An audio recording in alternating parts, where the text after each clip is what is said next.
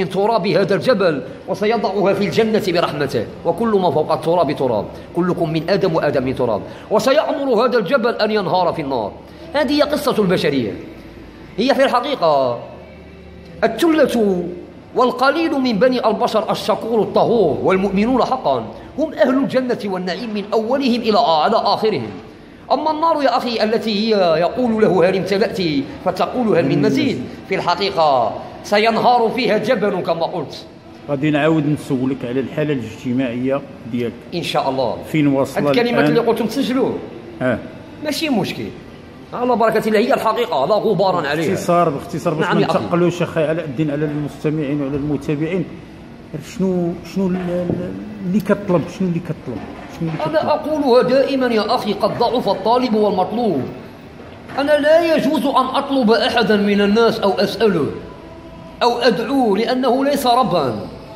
لا ليعلم. نعم يا أخي، الرب وحده الذي يجوز ويجوب فيه حقا أن تدعوه وتسأله وتطلبه، وقد ضعف عنده الطالب والمطلوب. إنما الناس في الحقيقة للناس كما قلت يا أخي، هي تعلم أن لها حقوقا وعليها حقوقا، فلتؤديها قبل أن تؤدي عليها.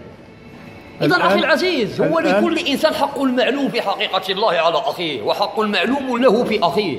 شوف، نعم أخي، أنت تمر بضيق حال. نعم الحمد لله، هذا من مجيبة الحياة، وهذا من حياة المؤمنين على الأرض. ولك أمل في الله؟ أملي في الله لا ينقطع، فلينقص الله ها هنا ويزيد ها هناك، لأنها ليس هذا هو عالم حياتي الحقيقية، وليس هذا هو وطني الحق. إنما حياتي الحقيقية في عالم خالد وفي وطن ثان أبدي. نعم أخي العزيز. أخي علاء الدين، أجدك دائما سعيدا للغاية، لأن السعادة كما اليوم رأيت العكس. لا يا أخي، السعادة لا تنفصل عني ولا أنفصل عنك. خلال المكالمة ديالي معك نعم شعرت أنني حزينا بعض الشيء. نعم. وهذا حال الإنسان. واعلم يا أخي أن العزيز بالله عز وجل، ومن أراد العزة فإن العزة لله جميعا.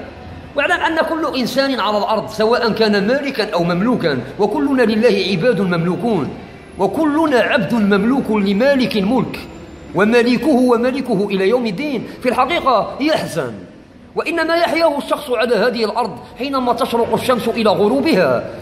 والله مهما كان طوره ومهما كان شأنه لابد أن يحزن وأن يفرح وأن يحزن، وما دام حال على حاله، وإن دوام الحال